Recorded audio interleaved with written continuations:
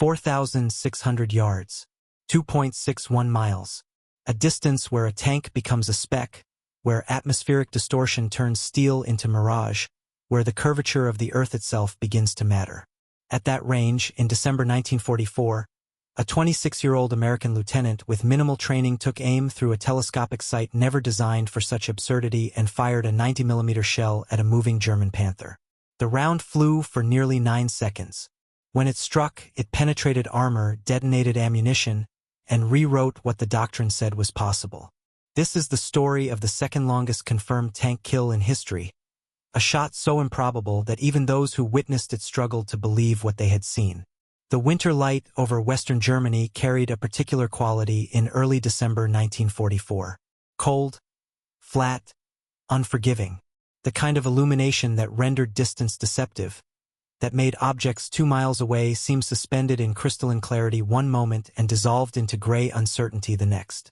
Near the town of Beck, the terrain rolled in shallow undulations, agricultural land stripped bare by the season and trampled by the boots and tracks of 2 armies grinding against each other in what would become the prelude to the Ardennes offensive. Woods clustered in dark patches. Roads carved pale lines through frozen fields. And somewhere in that landscape, hidden in the folds of ground and winter haze, an American tank destroyer crew waited with the patience of men who understood that survival often meant long stretches of numbing stillness punctuated by seconds of absolute violence. Lieutenant Alfred Rose occupied the gunner's seat in an M36 Jackson, a vehicle that represented both the U.S. Army's belated acknowledgement of a problem and its characteristically pragmatic solution. For most of 1944, American tank destroyers had found themselves outmatched by German armor in ways that doctrine had never anticipated. The M10, with its 3-inch gun, could defeat a Panther only under ideal circumstances and at ranges that exposed the crew to devastating return fire. The M18 Hellcat traded firepower for speed, a calculation that worked brilliantly in pursuit but left crews vulnerable when forced to stand and fight. By autumn, after the bloody lessons of Normandy and the race across France, it had become clear that American forces needed a mobile platform mounting a gun capable of penetrating the frontal armor of Tigers and Panthers at tactically useful distances. The M36 answered that requirement with brutal simplicity. Take the M10 chassis, reinforce it, mount the 90mm gun adapted from anti-aircraft use, add an improved turret with better traverse and elevation mechanisms. The result was a vehicle that looked ungainly, top-heavy even, but could engage German heavy armor on more equal terms. Still, equality remained relative. The M36 carried thin armor, enough to stop rifle-caliber rounds and shell fragments, but nothing that would deflect a Panther's 75mm gun or the 88 carried by Tigers and tank destroyers. American tank destroyer doctrine had always emphasized mobility over protection, the theory being that these vehicles would fight from ambush, fire, and displace before the enemy could respond effectively. In practice, the distinction between theory and survival proved uncomfortable. Rose had been assigned to his crew only weeks earlier, arriving as a replacement after the previous gunner had been wounded during an engagement near Aachen. The circumstances of his assignment reflected the grinding mathematics of attrition warfare. Trained gunners were finite. Combat consumed them. The pipeline from training facilities in the United States could not always keep pace with losses, and so men found themselves thrust into positions for which their preparation had been adequate in peacetime terms but marginal under the realities of mechanized combat. Rose had trained on the 90mm gun, yes, but his experience with the M36F telescopic sight remained limited. He understood the principles: range estimation, sight picture, lead calculation, the ballistic drop compensated through the reticle markings. He had fired the weapon on ranges where distances were known and targets stationary. What he had not experienced was the chaos of battlefield conditions, the variables that turned gunnery from a technical exercise into something closer to violent improvisation. The M36F sight itself represented sophisticated optics for its era, a 5-power telescopic device that gave gunners a fighting chance at ranges beyond the capabilities of the naked eye. The reticle featured range markings calibrated for the 90mm ballistic performance, lines and graduations that, in theory, allowed a skilled operator to engage targets out to 3,000 yards under optimal conditions. Beyond that distance, the markings became increasingly theoretical. Doctrine suggested that effective engagement range topped out around 2,000 yards for moving targets, perhaps 2,500 for stationary ones if terrain and visibility cooperated. 4,000 yards existed beyond the practical considerations of the site's design. The engineers who had created it never imagined someone would attempt what Rose was about to do. The German Panther that entered Rose's field of view that morning had no idea it was being observed. At that distance, more than 2.5 miles, the crew inside the tank existed in a tactical reality entirely separate from Rose's position. They could not see him. The M36 sat concealed in terrain that offered both elevation and dead space, positioned where American reconnaissance and tactical planning had determined it could observe a likely approach route. The Panther moved along an exposed road, traveling laterally relative to Rose's position at a steady pace that suggested the crew felt secure. Perhaps they believed themselves beyond the range of American guns. Perhaps they were simply moving from one position to another, focused on navigation and immediate threats rather than scanning distant treelines for threats that doctrine said should not exist. Rose would have spent long seconds simply observing through the sight, his eye pressed against the rubber cushion, his world reduced to the magnified circle of view. At 5-power magnification and extreme range, the Panther would have appeared small, a dark shape moving against a lighter background. Atmospheric conditions would have played havoc with the image. Cold air near the ground, warmer air above, the thermal gradients creating distortion that made the target shimmer and waver. Wind would have been a critical variable, not just the wind at Rose's position but the wind along the entire trajectory the shell would follow. A 9-second flight time meant the projectile would spend long enough in the air for even moderate crosswinds to push it significantly off course. Rose had no way to measure wind at 2 miles distance. He could observe the movement of bare branches, see how frost patterns suggested prevailing direction, make educated guesses based on experience and intuition. But fundamentally, he was working with incomplete information and attempting a shot that exceeded his training. The psychological dimension of the moment deserves consideration. Rose knew, at some level, that this shot represented a chance that might never come again. Tank destroyer crews spent most of their time waiting, repositioning, dealing with the tedium of military operations punctuated by brief, terrifying engagements at close range where reaction speed mattered more than precision. Here, for reasons of terrain and enemy movement and pure chance, he had been given something different: time, distance, concealment. The opportunity to attempt something that regulations would probably have discouraged had anyone been standing over his shoulder. But no one was. The decision belonged to him. Fire or don't fire. Accept the expenditure of ammunition, the risk that muzzle blast would reveal their position, the possibility of achieving nothing except alerting the enemy to their presence. Or take the shot. He chose to fire a ranging round first. This detail, preserved in after-action reports, reveals both tactical sophistication and an understanding that the first shot from extreme range would almost certainly miss. The ranging round served multiple purposes. It allowed Rose to observe where the shell impacted relative to the target, giving him data to correct his aim. It provided confirmation that the gun was functioning properly, that the fire control solution was at least approximately correct. And it bought time for the mental calculations required to adjust for the observed fall of shot. When the ranging round left the barrel, Rose would have maintained his sight picture, watching through the optics to see where the shell struck.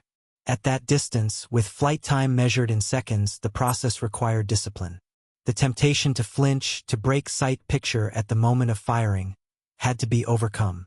The recoil of the 90mm gun was substantial, the entire vehicle rocking back on its suspension, but the gunner had to ride through it, had to keep his eye on the target area to spot the impact.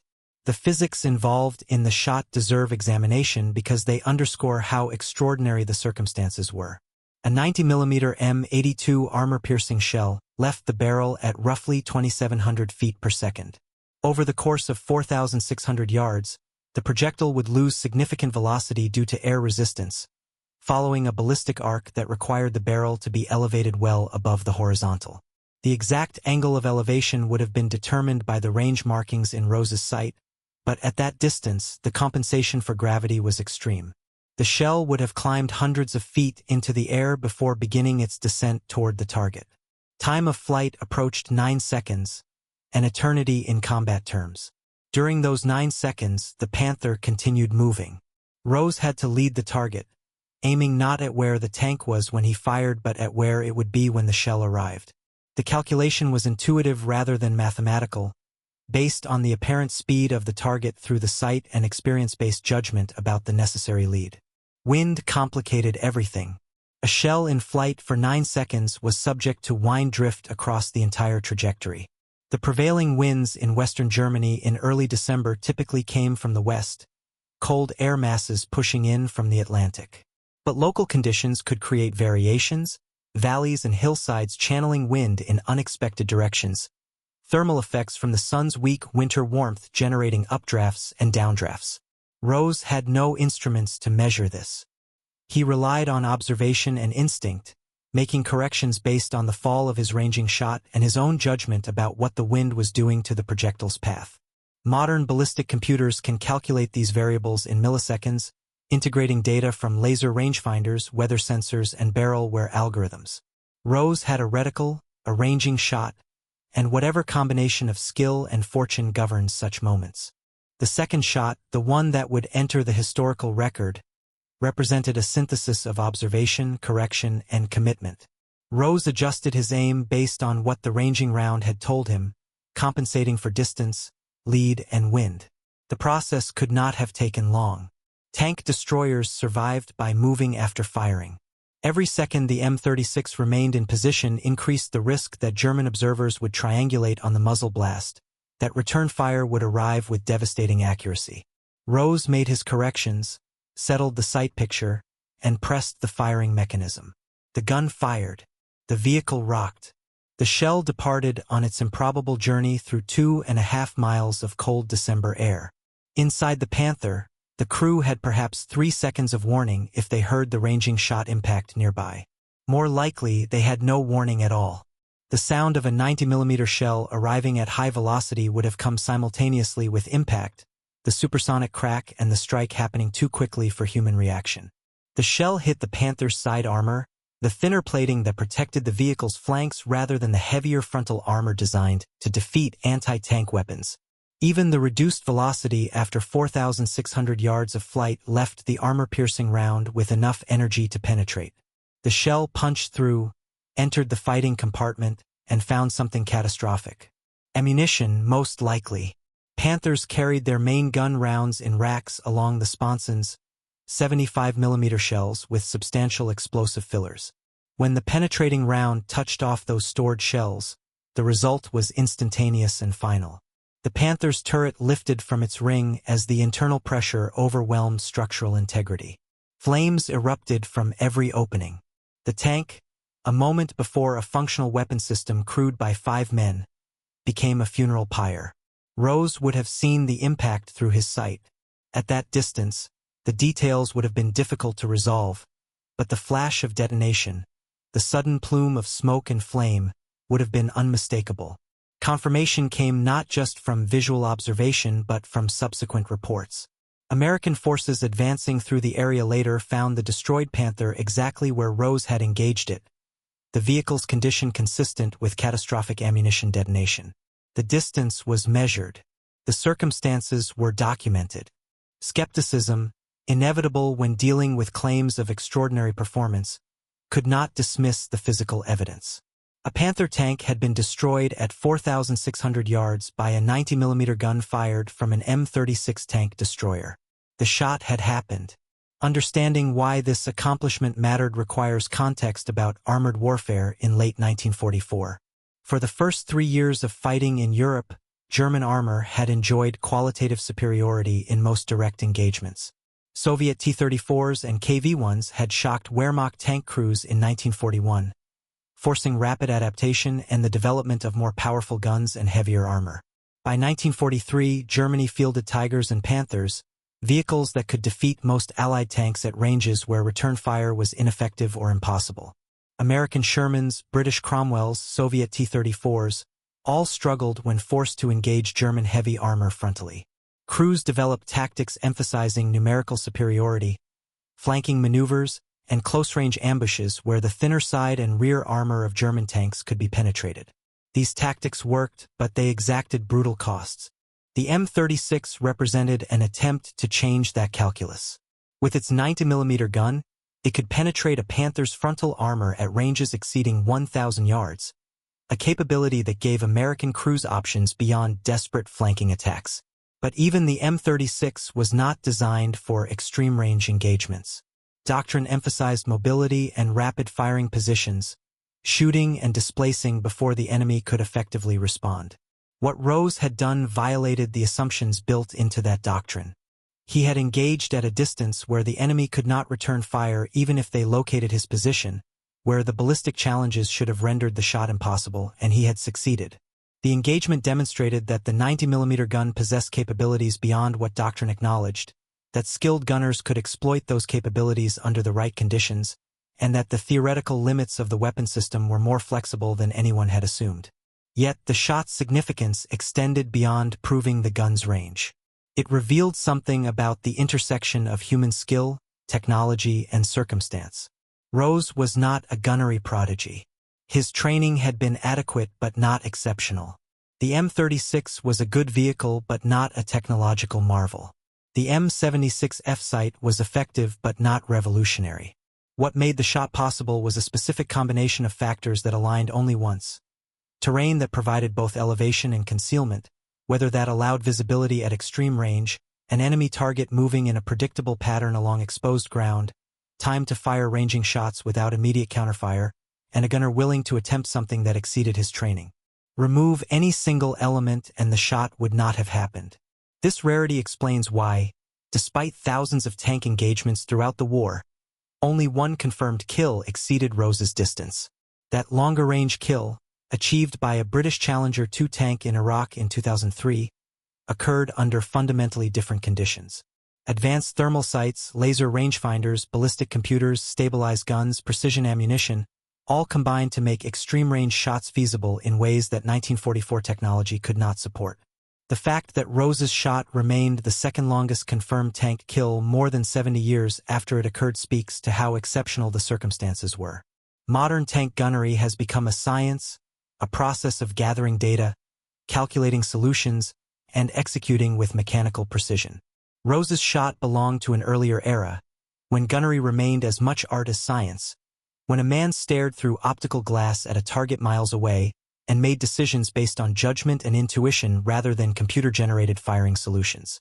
The immediate aftermath of the engagement saw Rose's crew relocate quickly, displacing from their firing position before German forces could respond. Standard procedure dictated that tank destroyers never remain static after firing, that survivability depended on constant movement and refusal to present a fixed target. The crew would have buttoned up, traversed their turret to the travel position, and moved to alternate positions prepared earlier. Communication with higher command would have followed, reports transmitted through radio networks that connected forward units to battalion and regiment. The claim of a kill at 4,600 yards would have generated skepticism. Officers reviewing after-action reports would have questioned the distance, demanded confirmation, sought corroboration from other observers.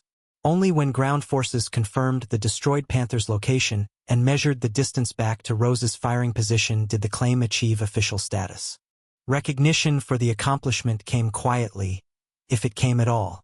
The U.S. Army in late 1944 was processing thousands of combat reports daily, tracking unit movements across a front that stretched from the Netherlands to Switzerland. Individual acts of marksmanship, however impressive, competed for attention with broader operational concerns. The Battle of the Bulge would erupt 2 weeks after Rose's shot, plunging American forces into crisis and relegating earlier engagements to historical footnotes. Rose himself continued serving as his cruise gunner, participating in subsequent operations as the Allies pushed into Germany. Whether he attempted similar shots is not recorded.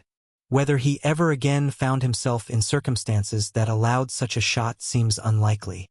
The specific alignment of factors that made December 1, 1944, exceptional did not repeat. Examining the ethical dimension of the shot requires acknowledging uncomfortable realities about armored warfare. At 4,600 yards, Rose could not see the men inside the Panther. They were abstractions, enemies certainly, but not visible as human beings. The distance created psychological separation that close-range combat never afforded.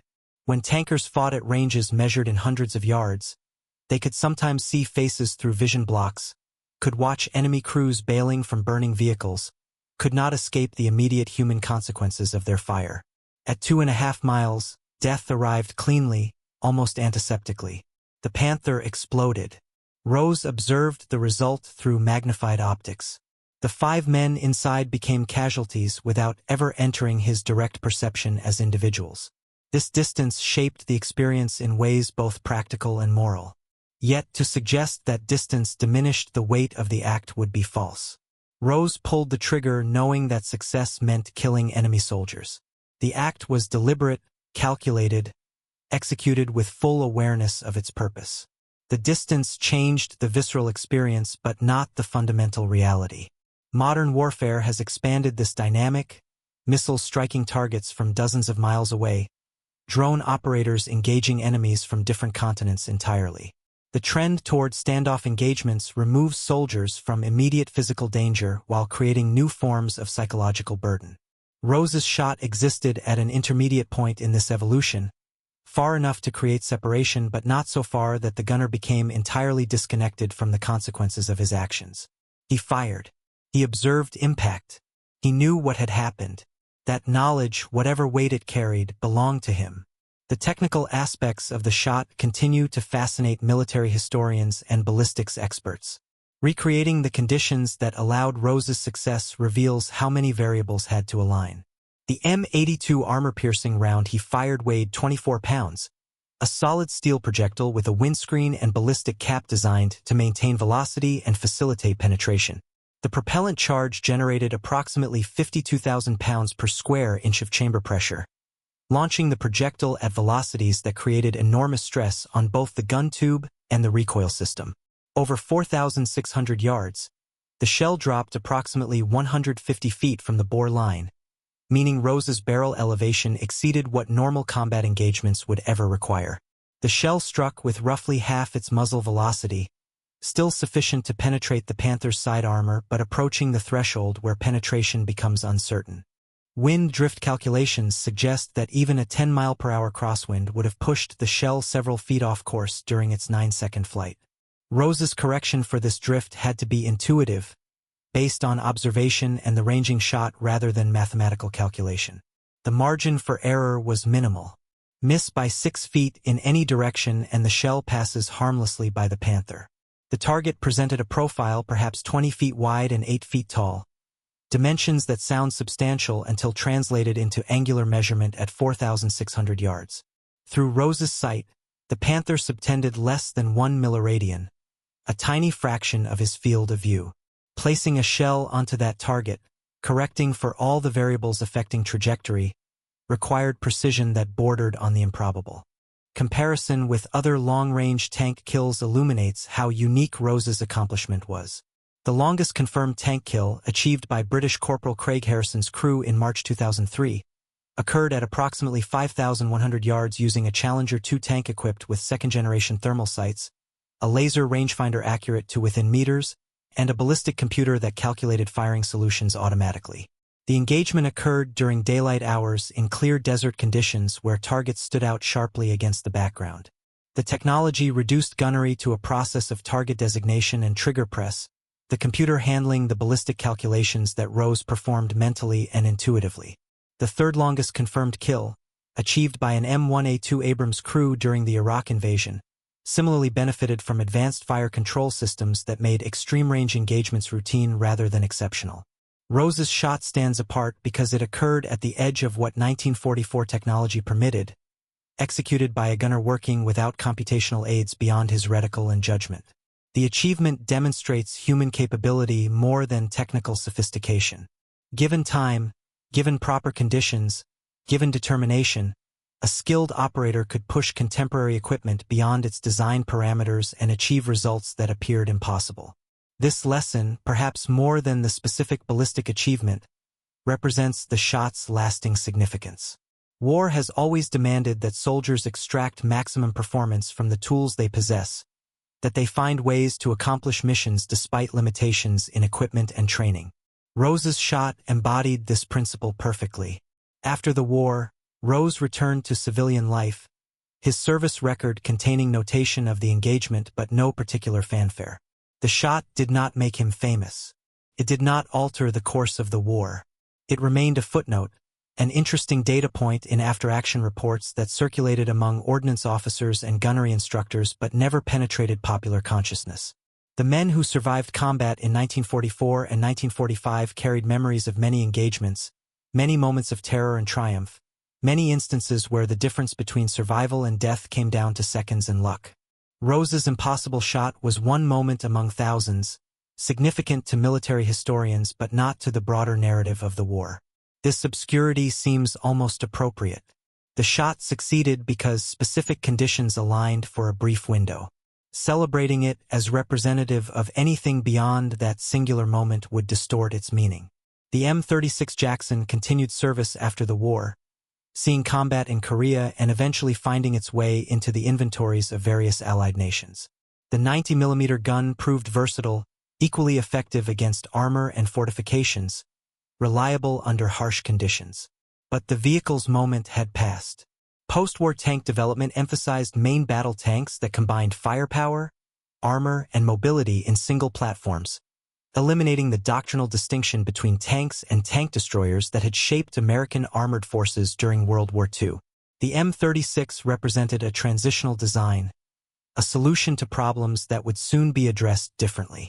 Similarly, the M76F telescopic sight gave way to more sophisticated optics, rangefinders that eliminated guesswork about distance, eventually thermal and night vision systems that rendered darkness transparent. The technology Rose used became obsolete, consigned to museums and technical manuals documenting equipment from an earlier era.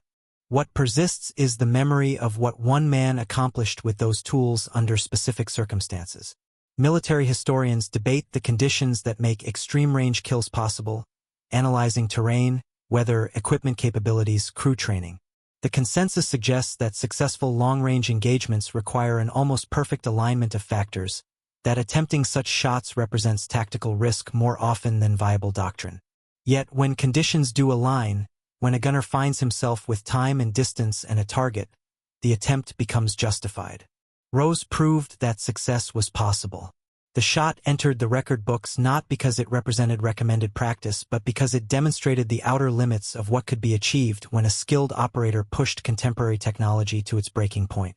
The broader context of December 1944 demands acknowledgement. Within 2 weeks of Rose's shot, German forces would launch Operation Wacht am Rhein, the Ardennes offensive that Americans would remember as the Battle of the Bulge. That massive attack would plunge Allied forces into crisis, creating desperate fighting in forests and towns across Belgium and Luxembourg. Tank destroyers would play crucial roles in that battle, their mobility and firepower proving essential in fluid defensive operations. But the fighting would occur at close range, in conditions where visibility measured in hundreds of yards, where crews saw the muzzle flashes of enemy guns before they heard the rounds arrive. Rose's long-range engagement represented the exception, not the rule. Most tank destroyer crews never had the opportunity to engage at extreme distance. Most fought and died in circumstances where tactical geometry and enemy aggression forced close-range duels that left little room for calculation or precision. This contrast between the exceptional and the typical defines much of military history. The individual acts that enter the historical record often represent outliers, moments that departed from normal patterns of warfare. Yet those normal patterns, the grinding attrition and close-range violence that characterized most combat, shaped the war's outcome far more than any single remarkable shot. Rose's accomplishment deserves recognition precisely because it was anomalous, because it demonstrated possibilities that most tankers never encountered. But it should not obscure the reality that thousands of tank destroyer crewmen fought in conditions where distance was measured in yards, where survival depended on speed and luck more than marksmanship, where death arrived without warning and left no time for the precise calculations that Rose had the luxury to perform. The shot also raises questions about how military capability is assessed and documented. Official doctrine emphasized practical engagement ranges, the distances at which crews could reliably hit targets under typical combat conditions. The M36 manual listed maximum effective range at around 2,500 yards against moving targets, a figure derived from testing and experience. Rose's shot exceeded that range by nearly a mile. Should doctrine have been updated to reflect this expanded capability? Should gunnery training have incorporated extreme-range engagements into standard curricula? The practical answer was probably no. Training focused on scenarios crews would most likely encounter, not outlier situations that required perfect conditions. Resources were finite. Time was limited. Preparing soldiers for the typical made more sense than training for the exceptional. Yet the existence of the capability proven in combat suggested that doctrine might be unduly conservative, that the equipment possessed latent potential that standard training never explored. This tension between doctrinal expectations and equipment capabilities appears throughout military history. Weapon systems often prove capable of performance beyond their design specifications when pushed by skilled operators under ideal conditions. The challenge lies in determining whether those exceptional performances should reshape doctrine or remain acknowledged as outliers. Rose's shot argued for a certain humility in assessing technological limits. The engineers who designed the 90mm gun and the M76 F-sight never imagined someone would attempt what Rose accomplished. Yet the physics permitted it. The equipment could deliver. All that was required was a gunner willing to try in conditions that allowed for success.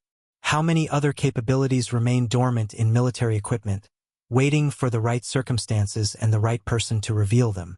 As the war ended and veterans returned home, the specific details of individual engagements faded into archives. Official histories documented major operations, strategic decisions, the movement of armies across continents. Individual shots, even remarkable ones, received brief mention if they were noted at all. Rose's engagement survived in after-action reports, preserved by officers who recognized the achievement but lacked mechanisms to publicize it widely. The shot became a piece of military trivia, something gunnery instructors might reference when teaching ballistics, a footnote in analyses of tank destroyer effectiveness. This obscurity reflects how history gets recorded and remembered. The grand narrative focuses on generals and battles, strategic decisions and turning points. The individual soldier's experience, the specific moments of skill or courage or luck that shaped personal survival, these mostly disappear except when they intersect with larger events in ways that make preservation inevitable. Yet those individual moments matter to understanding what combat actually entailed. Rose's shot reveals something about the experience of armored warfare that strategic histories miss. It shows a young officer thrust into a position requiring skills he had barely acquired, facing decisions that could mean life or death for himself and his crew, choosing to attempt something beyond his training because the opportunity existed. It demonstrates the weight of responsibility that fell on junior leaders, the way warfare delegated critical decisions to men who might have been civilians months earlier. And it illustrates the role of chance, the way that positioning and timing and weather and enemy movement all had to align for the shot to be possible. Remove any single factor and the Panther drives on. Rose's crew remains concealed. The moment passes unremarked. The preservation of this story, its survival in archives and its eventual recognition by military historians, depended on documentation that many engagements never received. Somebody measured the distance. Somebody wrote the report. Somebody preserved the records through decades of institutional memory and changing priorities. How many similar achievements vanished because the paperwork was lost, because distances were estimated rather than measured, because the chaos of combat prevented proper documentation? The historical record captures a fraction of what occurred. Rose's shot survived not because it was necessarily unique but because it was documented. Others may have accomplished similar feats that simply disappeared into the fog of war, their stories dying with the men who witnessed them or buried in files that were never preserved. This uncertainty about the completeness of the historical record should inform how we understand military achievement. The second longest confirmed tank kill in history is more accurately described as the second longest that has been confirmed and preserved in accessible records. The actual ranking might differ if all engagements could be known. The qualification matters because it reminds us that history is constructed from available evidence, that absence of evidence is not evidence of absence, that the narratives we construct about the past remain provisional and incomplete. Rose's shot holds its place in the record because the record exists. The achievement stands regardless of documentation, but recognition depended on bureaucratic processes that had nothing to do with the shot itself. Reflecting on what this moment reveals about human capability under pressure, several themes emerge. First, training provides foundation but cannot anticipate every situation. Rose operated beyond his training, extrapolating from principles learned under controlled conditions to execute under field circumstances his instructors never addressed. Second, judgment matters as much as skill. Deciding to take the shot required assessing risk and opportunity, committing resources to an uncertain outcome, accepting responsibility for the consequences. Third, technology enables but does not determine outcomes. The M36 and its 90mm gun provided the tool, but the tool's effectiveness depended entirely on the operator's ability to exploit its potential. Fourth, luck and circumstance shape events as much as planning. Rose could not have taken the shot without the specific alignment of terrain, weather, and enemy movement that December morning provided. These lessons extend beyond military applications. Any complex endeavor requires people to push beyond their training, to make decisions under uncertainty, to extract maximum performance from available tools, to recognize and exploit favorable circumstances when they appear. Rose's shot, stripped of its martial context, becomes a case study in human adaptation and achievement. The specific technical details matter less than the demonstration that people can succeed at tasks that appear impossible when determination meets opportunity under proper conditions. The shot did not change the war, but it changed what was thought possible within the parameters of 1944 technology and doctrine.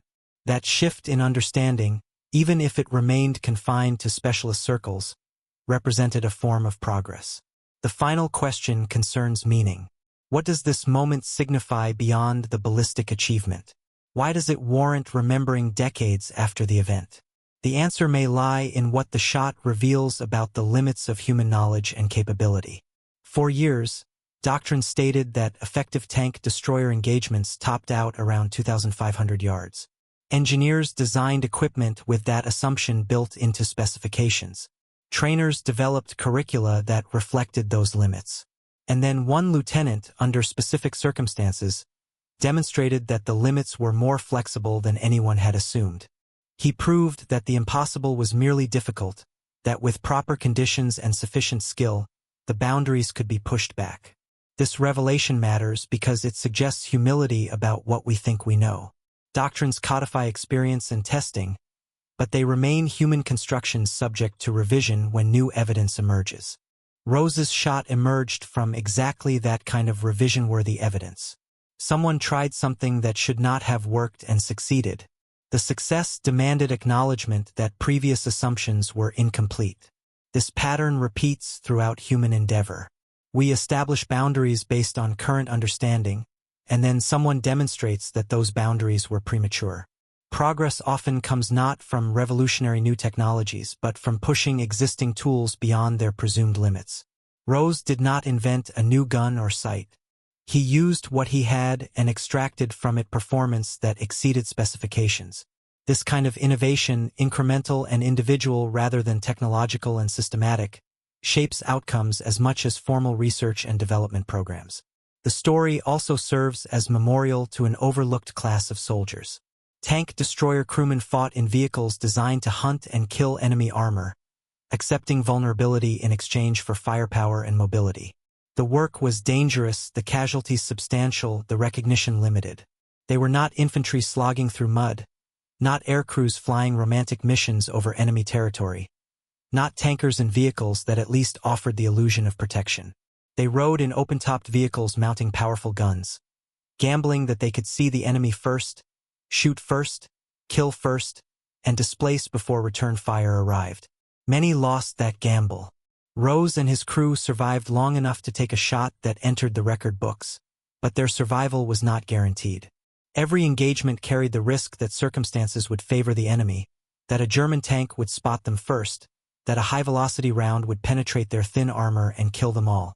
They accepted that risk as part of their job, and they executed their mission with professionalism despite the fear that must have been their constant companion. Remembering this specific moment allows us to acknowledge, by extension, the thousands of such moments that are not remembered. Every soldier who served carried experiences of fear and determination, of skill tested under impossible pressure, of split-second decisions that meant life or death. Most of those experiences died with the men who lived them or remained private memories never translated into public narrative. Rose's shot survived because documentation existed and because the achievement was measurable. But it stands as representative of countless other acts of competence and courage that happened outside the view of recording mechanisms, that never generated reports or documentation, that simply occurred and then passed into oblivion.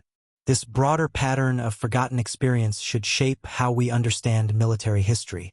The recorded narrative captures fragments. The full reality remains inaccessible. As the last veterans of the Second World War pass away, the living memory of that conflict disappears with them. What remains are documents, photographs, artifacts, and narratives constructed from those sources. Rose's shot persists as data points in after-action reports, as an entry in records of tank destroyer effectiveness, as a footnote in technical analyses of 90mm gun performance. The man himself, whatever he experienced in that moment, whatever he thought and felt as he aligned his sight and pressed the trigger, becomes inaccessible.